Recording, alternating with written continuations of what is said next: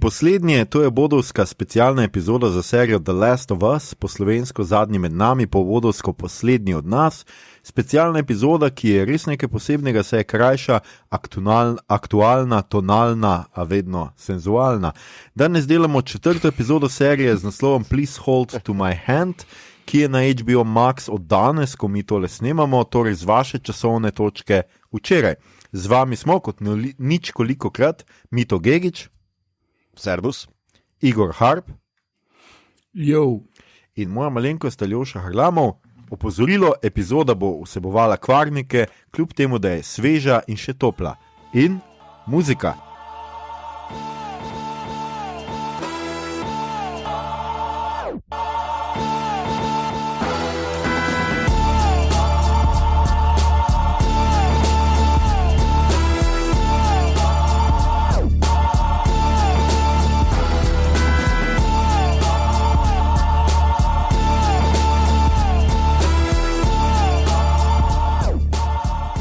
Ok, skratka delamo že četrto epizodo, ker smo v prejšnjem, če seveda niste bili pozorni ali pa niste poslušali, 2 epizodi nazaj smo delali prve 3, ker smo malo zamudili. Od zdaj naprej bomo pa tako nekako se oglašali vsak torek po vsaki epizodi, čeprav že vnaprej vas opozarjamo, da je naslednja epizoda naj bi bila že ta petek, ker je zaradi Super Bowla bila predstavljena in bo prej in bo najbrž tudi na slovenskem HBO prej, ampak mi se slišimo v torek. Današnja epizoda je torej 4. z naslovom Please Hold to My Hand. Režiral je Jeremy Webb, posamezne epizode je sicer režiral tudi že seriji The Umbrella Academy, Downton Abbey in Masters of Sex, tako da vidite, da je kar vešč režiser. Scenarij pa spet Craig Mazin, ki je tudi amazing ustvarjalec te serije. In zdaj je na vrsti Igor z povzetkom. Torej, na poti do Wyominga skozi Missouri, Joel pa Ellie greta po bližnici čez Kansas City in ju napadajo banditi. Krešneta avto, zgubita vse stvari, Joel mora ubiti 2, tretjega preseneti, Ellie potem vleti svojo pištolo, s katero je zdaj že vadila, in ga rani, v bistvu ga ohromi, tako da ti je jasno potem, da tip nima v tem svetu neke prihodnosti, in potem ga off-screen Joel ubije. Potem pa se pač ona dva do konca epizode skrivata po stavbah in probata pretihotapiti na nek položaj, tako da bi lahko videla mesto, medtem pa spoznamo, kaj se dogaja v tem mestu, Kansas Cityju, kjer so neki uporniki preplavili Fedro in vodi jih Melanie Linsky, ki je McKathleen, in jo vidimo, kako brezkompromisno hoče dobiti tega nekega Henryja, ki je očitno bil vodja Fedre ali neki izdajalec ali karkoli, tega še nismo zvedli, in ona je zato pripravljena ubiti edinega zdravnika. In na koncu tudi opazimo, da je pod neko stavbo skrito nekaj, se ruši in da pač nekaj prihaja od tam, najverjetneje povezano s temi glivami. Drugače pa je to epizoda brez zombijev. Nič ne vidimo takega, samo ljudje. In to je nekako to. Zaključi se tako, da Joel in Ellie gresta spat, pa je v ponoči jima vletita očitno ta Henry in njegov sin Sam, in ju držita at gunpoint, pa cel epizodo ima Ellie ful hude vice pripoveduje. Se mi je zdelo, da ti bojo hudi, to so prav tvoji joki. Ti bi lahko bil soavtor te revije ali knjige. Lahko bi bil, ja. Še je upanje za nas. V postapokaliptičnem svetu bi lahko bil najboljši. Job imaš za zihran.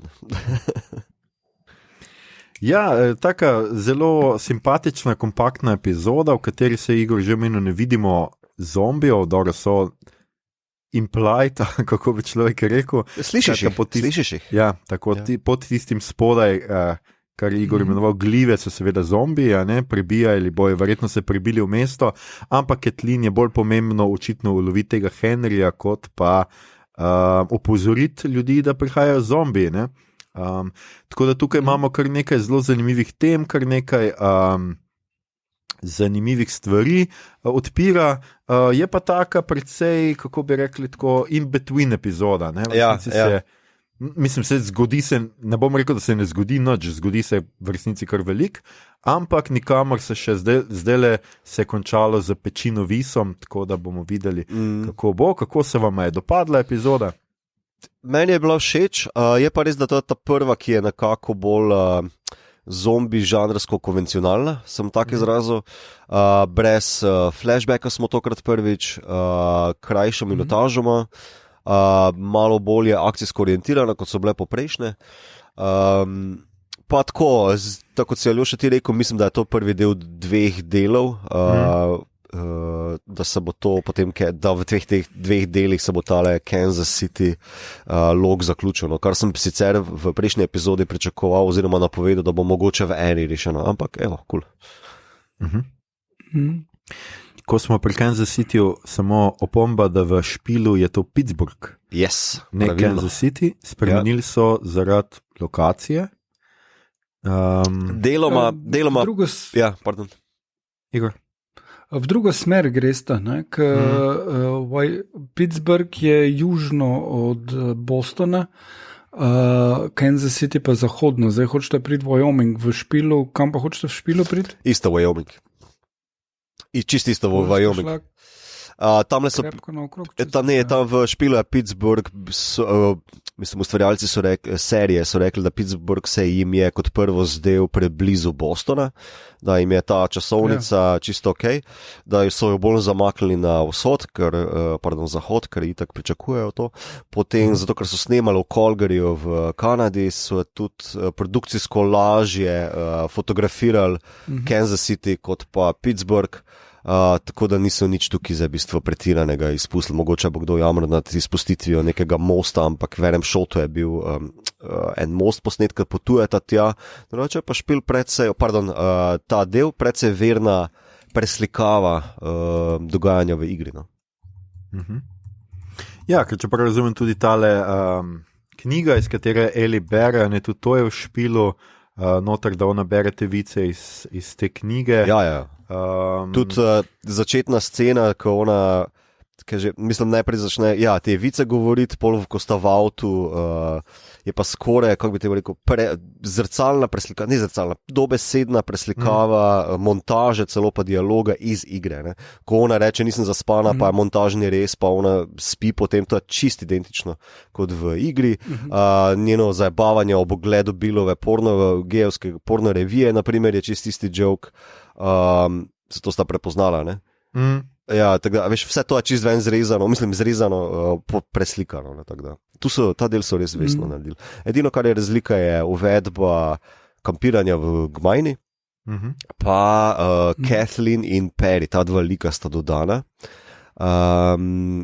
Torej Kathleen kot vodja teh Raidersov v Kansas Cityju in pa Perry kot njen pribočnik. Ostalo pa vse drži. Harry in Sam, ki se na koncu pojavita, torej sta brata, ne foter in sin, da popravim. Njuna zgodba je zelo pomembna v igri, ampak tu več potem ne morem povedati. No, se bo še razpletlo očitno. Jaz mislim, da je to epizoda, ki pa je seveda pomembna, predvsem zaradi tega, kar se dogaja preden prideta v Kansas City, to je, da bondata. Pač tako, tako besedo, kako bi se to slovensko reklo, Igor? Da se povezuje. Da gledate filme v Jamesa Bonda. To je. Skratka, iščeta neke skupne točke, Joel se tudi malo odpira, Eli, zdaj na koncu se je pač zasmejal, kar bo verjetno v naslednjem delu obžaloval, zato ker ravno zaradi tega smeha ni mogel slišati, kako se približujeta po tej glaževini ali kakorkoli že, ampak ja, skratka, ta igra med njima, jaz mislim, da je v tem delu, jaz upam, da so se malo hejterji pomirili Ramseyjeve, ker mislim, da ta del pa zdaj res pokaže, kako dobra igralka je in kako v resnici tudi ta kemija, ki mora obstajati med Joelom in Ellie, kako fajn deluje, kako sta oba Pedro Pascal in Ramsey zelo res delujeta tako precej uigrano. No, malo vidiš, kako se pač Joel upira, Ellie, kako noče se preveč zbližati z njo, ampak se v resnici že premaguje malo. No? Skratka, njena ta simpatična navihanost, bi jaz to imenoval, pač prodira počasi skozi to zaščitno obrambnim zidom, s katerim se je Joel obdal.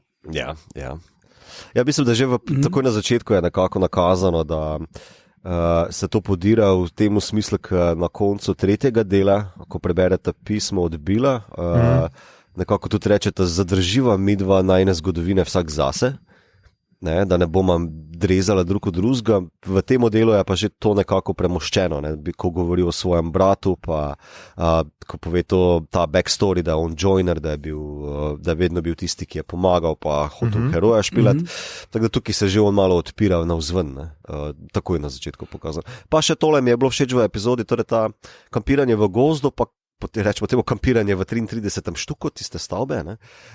Kako se v bistvu že na ravni njunih pozicij pokaže, v Gmajni še Joel njej res dominantno kaže njegov hrbet, medtem ko pa v 33. štuku se pa že njej obrne, pa se z njo pogovarjajo, sprašuje. Se mi zdi, da v bistvu je tale moment, ko on prepozna oziroma se mu zaupa, da ni bilo prvič, da je nekoga ranljiva / ubila, ne? Da je mogoče to za njega nek signal, da je tle dosti bolj kompleksno bitje, kot pa, kako se on že izrazi, kargo. Ne? Ja. Tale, ko jo poimenuje kargo, je mislim, da ono zadnji moment, ko jo proba držati proč. Pol pa se ne trudi več. Ja. Pol tam še, ko spita v gozdu, še vidiš, da on dejansko ne spi, pa vse te scene, ne? Ampak vseeno se zbližujeta. Ena ful pomembna stvar, zakaj ni Pittsburgh, ne? Ja. Pittsburgh je geografsko zelo značilno mesto, ker ga obkrožajo 3 reke in ful izstopa zaradi tega. In ne samo to, fani zombi filmov bi to vedeli, zato ker se Romerove stvari dogajajo tam. Land of the Dead je to kar ključno, da so tiste reke obramba pred zombiji vsej nekaj časa. Tako da, če bi oni rekli, da je še vedno Pittsburgh, pa bi snemali nekje, kjer ni 3 mogočnih rek in niso te reke dejanski faktor pri zgodbi, ne, bi to bilo čudno. Ja, zanimivo, ja. Definitivno tudi eden izmed razlogov, zakaj so prestavili. Jaz sem hotel še tudi to reči, da ker si ti, Igor, omenil, da to, ko reče, da je pač njegov tovor, da je to pač zadnji ta okop, s katerim zadnji poskus, s katerim jo poskušajo driniti, je pa pač v nadaljevanju ravno z njunim pogovorom glede njenega streljanja tudi zelo jasno povedano, da pač ne gre samo za njegovo odtujenost od sveta ali pa nek njegov strah pred bližino, ampak bi on tudi rad obvaroval pred svetom. In tudi zaradi tega mogoče on do nje malo bolj nepriljuden, pa malo bolj skuša, skratka, njemu se ne zdi fair, da mora ona kot mlad človek pa že doživljati take stvari kot jih v postapokaliptičnem zombijevskem svetu. Ja, tu se mi zdi, da v bistvu zraven tega službene dolžnosti, da ima res mogoče že ta napol očetovski moment, se mu vklapla, ki smo ga deloma videli iz prve epizode. Ne? Veš, čist mičken tega. Ne? Tudi njegov stavek, ko on reče potem, pridno odpre ta vrata in se podata v stolpnico, ko reče, we will make through this, pa mu on odgovori za I know, je nekako že ta prvi signal nekaj globjega zaupanja, tako da tukaj se mi zdi kar pomemben dialog. No? Jaz sem si v zapiske ob gledanju epizode zapisal tudi to, da se mi je zdelo zelo zanimivo ta en tak, pač seveda The Last of Us prizadeva za nek realizem, in v tem realizmu velja tudi to, da skratka bencin se s časom seveda pokvari in imata velike težave, večkrat morata tankati zaradi tega, ker preprosto avto tok požira bencina, kar je seveda pri zombijevskih filmih, fikcija to ne rada prizna, ne? Ker potem se razni Mad Maxi bi se že malo teže zgodili, če bi te stvari... V Mad Maxih imajo, kako že oni rečejo, farmo metkov, pa nekaj, kaj je rafinerija, pa tovarna orožja, dejansko prav vstavijo not s tem namenom, da se to lahko zgodi. Ne? Ja, se tle je v bistvu tudi tako hitro rešeno, to mislim, da se je to hotel povedati, da v bistvu kao, včasih smo lahko 10 do 12 ur furali z enim tankom, tokrat pa pač, ker je to že čisto razrečena voda, dejansko, ne, da lahko zgolj 1 uro butneš in zato se tolikokrat ustavljata. Pa tu se mi zdi tudi ta zanimiv moment, ki ga bo Igor verjetno najbolj razumel med nami tremi, ki ga ona pač vpraša, kaj počneš, ker sifonira skratka benzin krade ven iz tanka drugega avta, ne, in on skuša razložiti in seveda je tako, kaj jaz butl v fiziki in ne zna prav povedati, ne. In to je zelo pogosto, ne, mene to ful vedno obseda, ne, če bi se zgodila neka apokalipsa, kako bi mi, recimo jaz, ki je en idiot, ki ne vem niti zakaj, ne vem, televizija dela, ko je prižgem, kako boš ti svet razložil nekomu, ki ga pač ni razumel, ne? Igor se to s tem seveda sooča, ker ima hči, ki ga najbrž tudi kdaj vpraša, ti kako pa, zakaj pa kradeš benzin na parkirišču?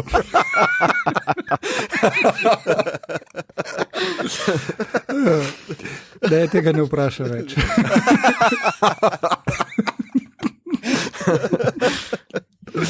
Imamo hibrida, zdaj krademo elektriko.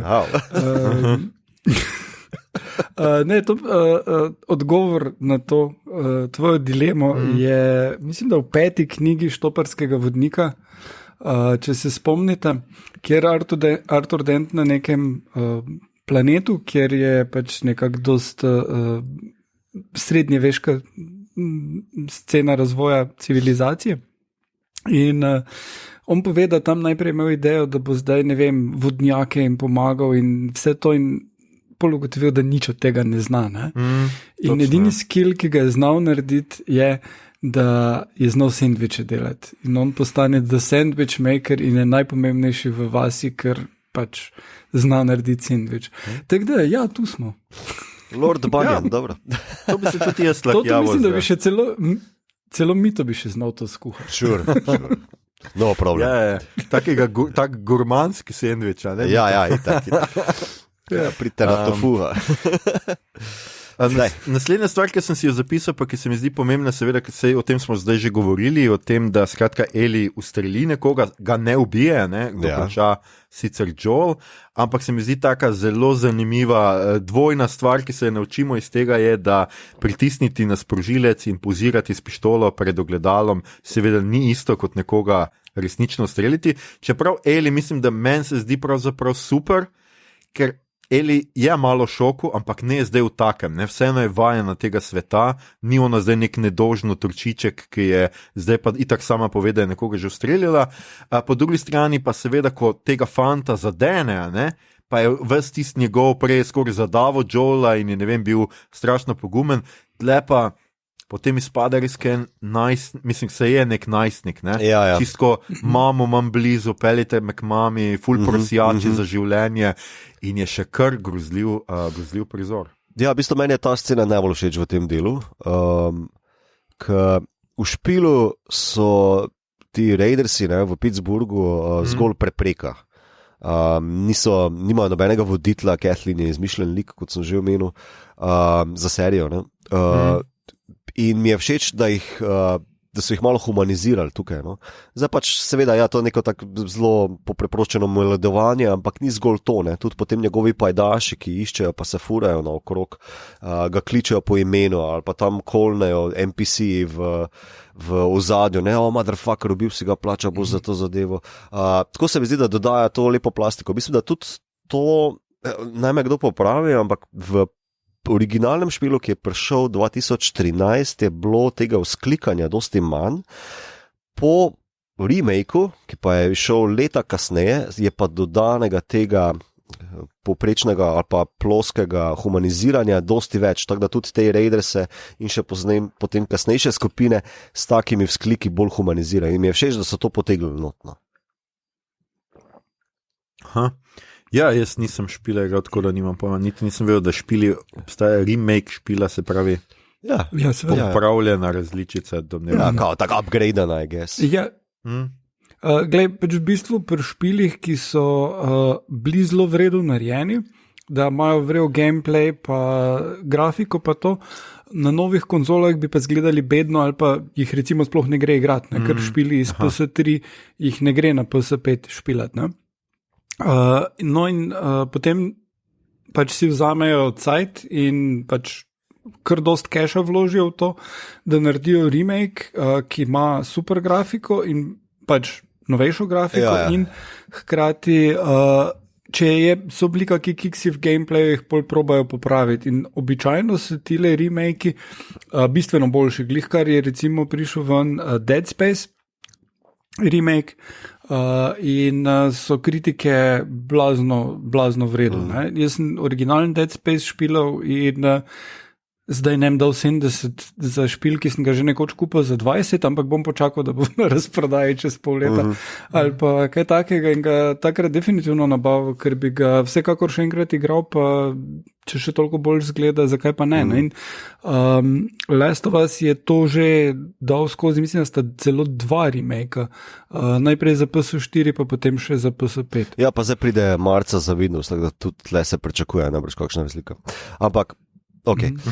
Mene zanima, kaj sta pa vajeni najljubši ali pa mogoče najslabši sceni v tej epizodi? Igor? Meni je bilo všeč dejansko njuno bondanje tam, ko sta v avtu pa to.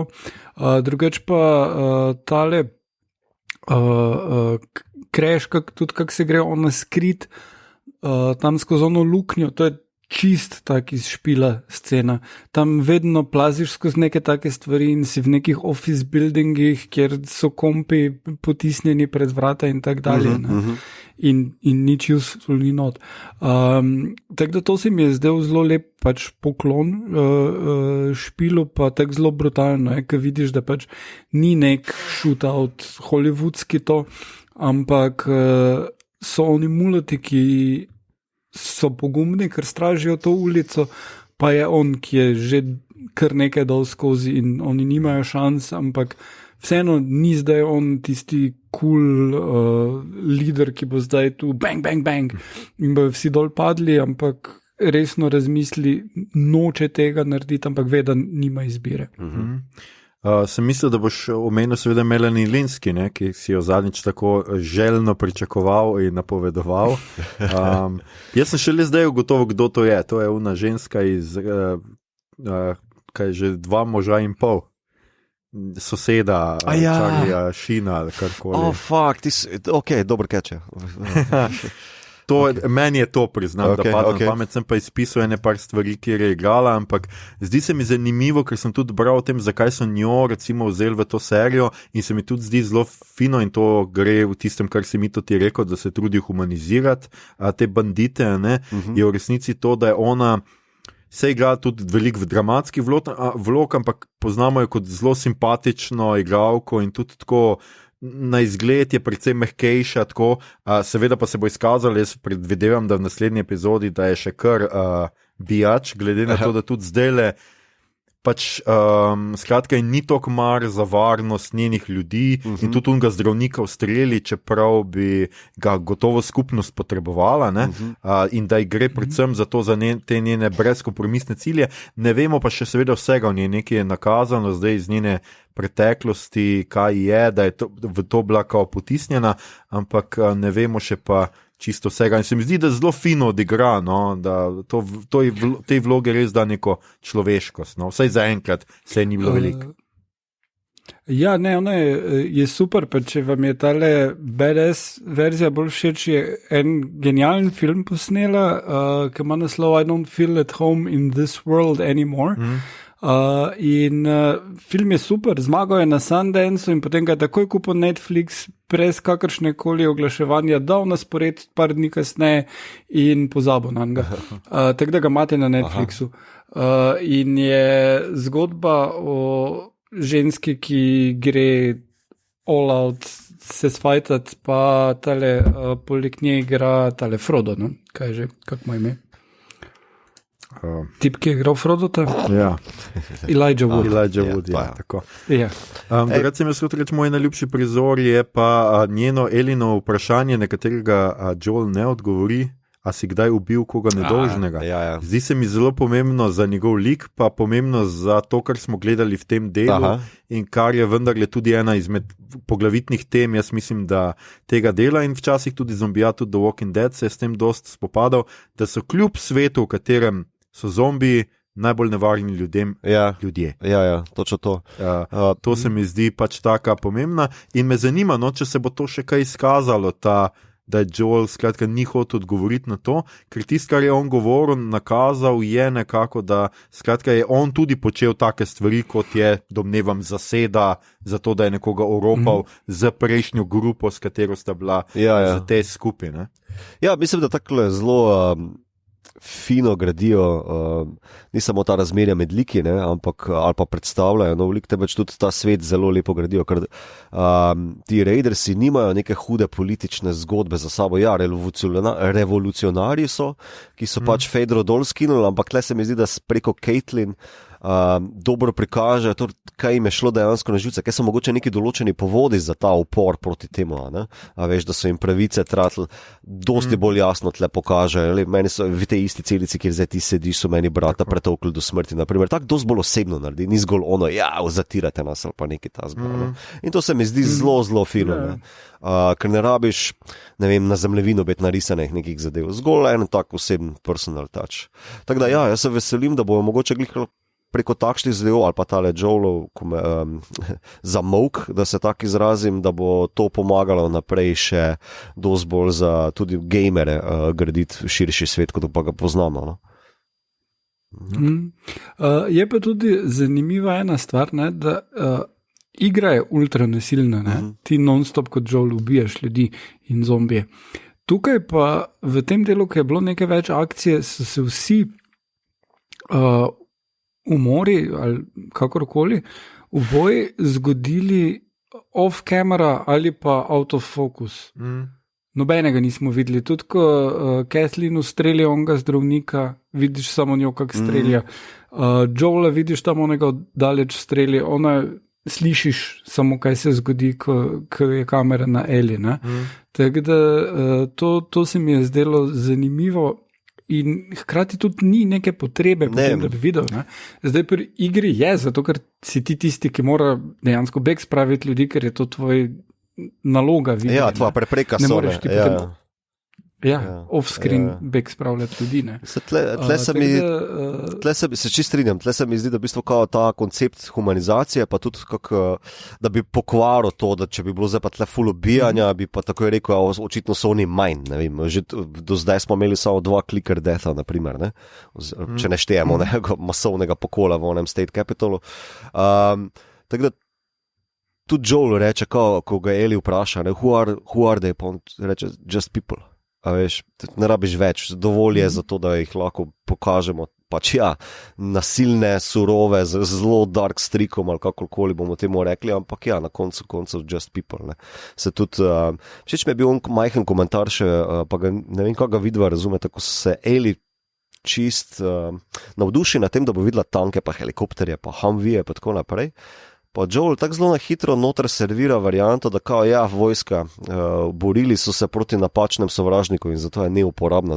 Ne, tanki, te orožje je narejeno proti napačnemu sovražniku, torej tanki in letala in ampak prav reče army, ne the equipment ali pa tanks, prav army se... Ne, ampak je mišljeno s tem, da so te stvari bile narejene za boj proti napačnemu sovražniku. Jaz sem pa razumel, da je komentiral v bistvu, kako se Fedra pa vojska spridla, da v bistvu niso niti mogoče prav razumeli, kaj imajo pred sabo, ne?